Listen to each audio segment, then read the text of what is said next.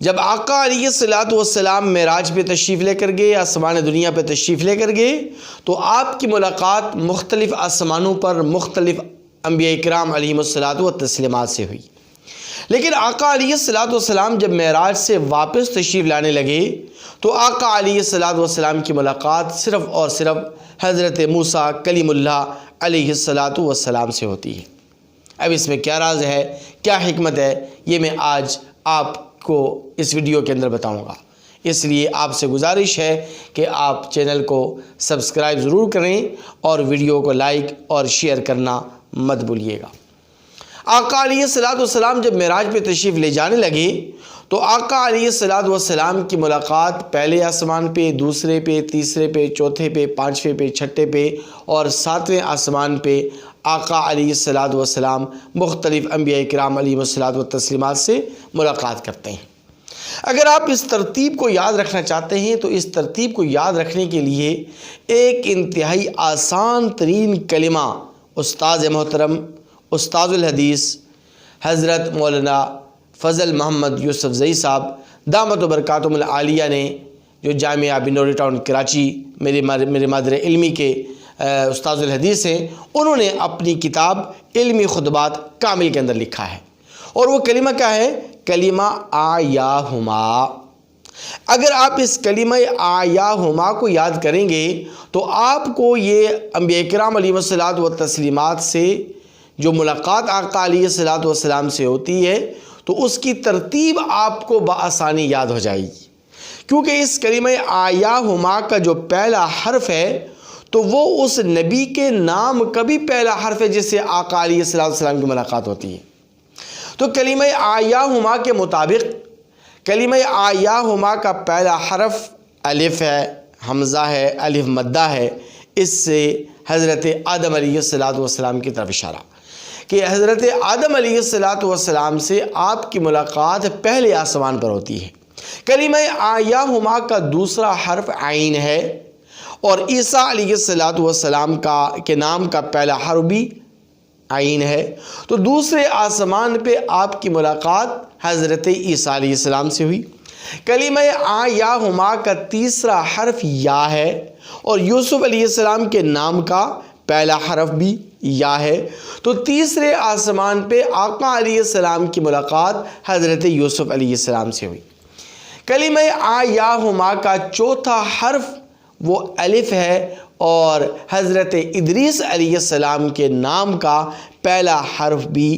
الف ہے۔ تو چوتھے آسمان پہ آپ کی ملاقات حضرت ادریس علیہ السلام سے ہوئی۔ کلمہ آیاہما کا پانچواں حرف ہا ہے، اور حضرت ہارون علیہ السلام کے نام کا پہلا حرف بھی ہا ہے۔ تو گویا پانچویں آسمان پہ آقا علیہ السلام کی ملاقات حضرت ہارون علیہ السلام سے ہوئی۔ کلمہ آیاہما کا چھٹا حرف میم ہے، اور میم حضرت موسیٰ علیہ السلام کے نام کا بھی پہلا حرف ہے۔ تو چھٹے آسمان پہ آقا علیہ السلام کی ملاقات حضرت موسیٰ علیہ السلام سے ہوئی۔ کلمہ آیاہما کا آخری حرف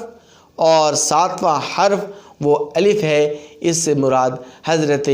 ابراہیم علیہ السلام ہے، کیونکہ ابراہیم علیہ السلام کے نام کا پہلا حرف بھی الف ہے۔ تو یوں ساتویں آسمان پہ آقا علیہ السلام کی ملاقات حضرت ابراہیم علیہ السلام سے ہوئی۔ بہرحال یہ تو ایک ضمناً بات تھی۔ اب آقا علیہ الصلوۃ والسلام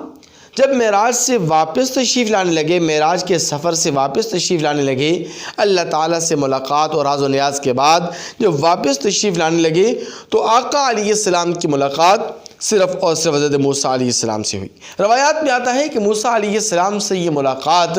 راستے کے اندر ہوئی، گویا کہ حضرت موسیٰ علیہ السلام راستے کے اندر انتظار میں کھڑے تھے کہ آقا علیہ السلام تشریف لائیں اور میری ان سے ملاقات ہو۔ اب جب موسیٰ علیہ السلام سے ملاقات ہوتی ہے تو موسیٰ علیہ السلام پوچھتے ہیں کہ حضور کیا ہوا، تشریف لے کر گئے، کیسی رہی ملاقات؟ تو آقا علیہ السلام نے ارشاد فرمایا کہ اللہ تبارک و تعالیٰ سے راز و نیاز کی باتیں ہوئیں، تحفے و تحائف کا تبادلہ ہوا، اور اللہ تبارک و تعالیٰ نے میری امت پر 50 نمازیں فرض فرمائی ہیں۔ 50 نمازیں۔ موسیٰ علیہ السلام کہتے ہیں کہ یہ 50 نمازیں تو بہت زیادہ ہیں، میری امت پر تو صرف 2 نمازیں فرض ہوئی تھیں، میری امت 2 نمازیں نہیں پڑھ سکی اور آپ کی امت 50 نمازیں کیسے پڑھے گی؟ اس لیے جائیے اور جا کر نمازیں کم کروائیے۔ اب یہاں پر ایک سوال پیدا ہوتا ہے، سوال یہ پیدا ہوتا ہے کہ موسیٰ علیہ السلام ہماری سفارش کیوں کر رہے ہیں؟ حالانکہ ہماری رشتہ داری اور ہمارا قرب زیادہ تو حضرت ابراہیم علیہ السلام سے ہے، کیونکہ ابراہیم علیہ السلام کی ہم ملت کہلاتے ہیں، ملت ابراہیمی ہم کہلاتے ہیں، تو سفارش تو حضرت ابراہیم علیہ السلام کو ہماری کرنی چاہیے تھی، لیکن سفارش ہماری حضرت موسیٰ علیہ السلام کر رہے ہیں۔ اب اس میں بڑا اہم نقطہ علماء کرام نے اور مفسرین اکرام، محدثین اکرام نے لکھا ہے کہ دراصل موسیٰ علیہ السلام سفارش تو ہماری کر رہے تھے، سفارش تو میری اور آپ کی فرما رہے تھے، لیکن مطلب ان کا کچھ اپنا بھی تھا، کچھ اپنا مفاد بھی ان کا تھا۔ اب وہ مفاد کیا تھا؟ بڑا اہم ترین نقطہ آپ کے سامنے عرض کرنے لگا ہوں، توجہ فرمائیے گا کہ حضرت موسیٰ علیہ السلام نے اللہ تبارک و تعالیٰ سے ایک موقع پر درخواست کی تھی، ربی ارنی انظر الیک، یا ربا میں تیرا دیدار کرنا چاہتا ہوں، یا ربا تجھے دیکھنا چاہتا ہوں۔ گفتگو اور ہم کلامی کا شرف تو کوہ طور پہ روزانہ ہوتا ہے، لیکن یا ربا ایک مرتبہ اپنا دیدار کرا دے، ایک مرتبہ اپنی زیارت کروا دی۔ تو اللہ تبارک و تعالی نے فرمایا قال لن ترانی، اے میرے کلیم آپ مجھے نہیں دیکھ سکتے، آپ مجھے دیکھنے کی تاب نہیں لا سکتے۔ لیکن موسیٰ علیہ السلام اللہ تبارک و تعالیٰ کی جلیل القدر پیغمبر ہیں، اللہ تبارک و تعالیٰ کے لاڈلے پیغمبر ہیں، تو ضد کرنے لگے، حجت کرنے لگی، جیسے کہ آپ نے دیکھا ہوگا کہ بچے اپنے والدین کے سامنے، ماں باپ کے سامنے ضد کرتے ہیں، حجت کرتے ہیں۔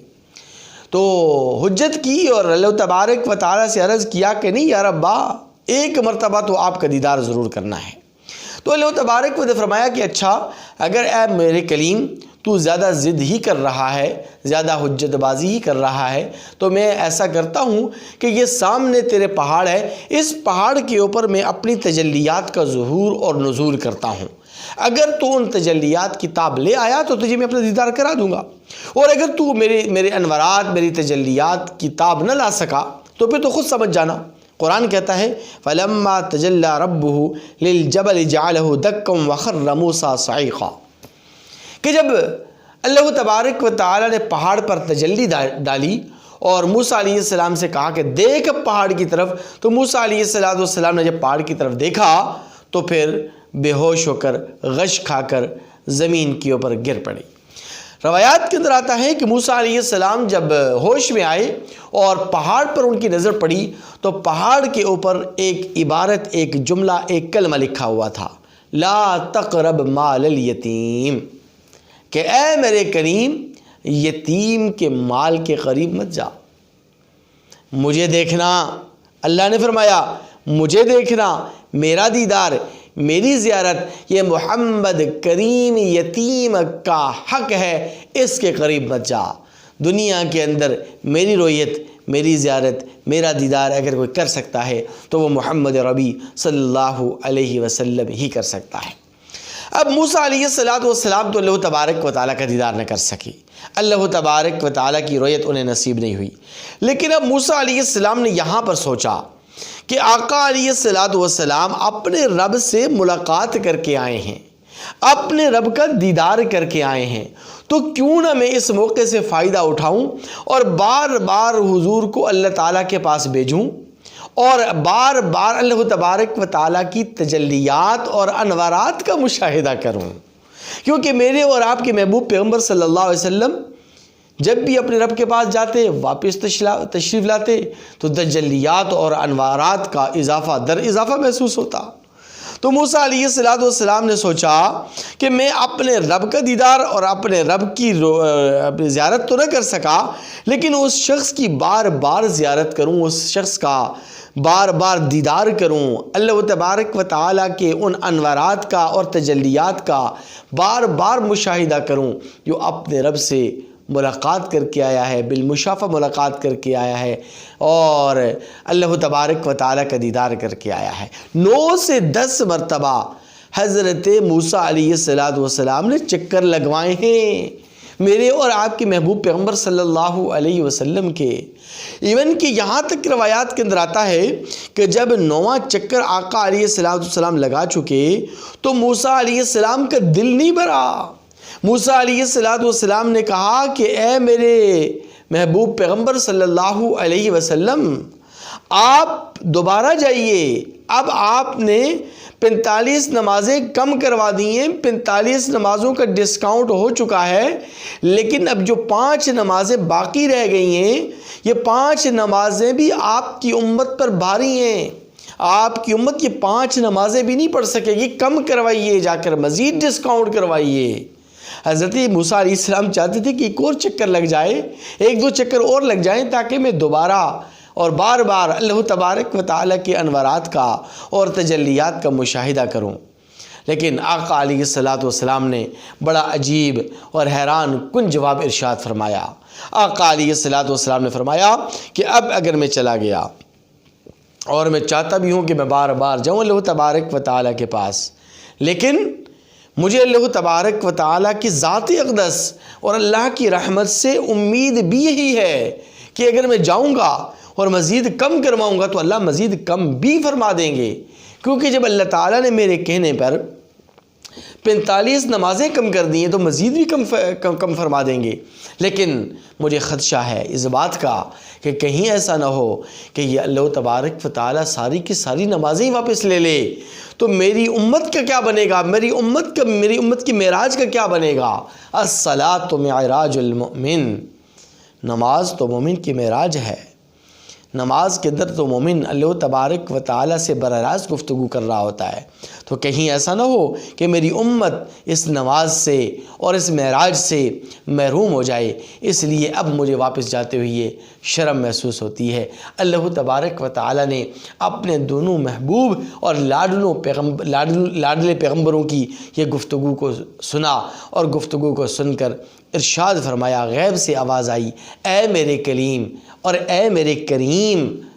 پیغمبر حضرت محمد ربی صلی اللہ علیہ وسلم، میں نے تم دونوں کی گفتگو کو سن لیا۔ اے میرے محبوب پریشان مت ہونا، اے میرے محبوب غمزدہ ہونے کی کوئی ضرورت نہیں۔ میں نے آپ کی امت پر 50 نمازیں فرض فرمائیں، آپ کے کہنے پر میں نے 45 سے کم کر دیں، 5 چھوڑ دیں، لیکن میرا آپ سے وعدہ ہے کہ اے میرے محبوب پیغمبر صلی اللہ علیہ وسلم، آپ کی امت میں سے آپ کا جو بھی امتی دن بھر میں 24 گھنٹے میں 5 نمازوں کا اہتمام کرے گا، میں اسے اجر و ثواب 5 کا نہیں بلکہ 50 نمازوں کا عطا فرماؤں گا۔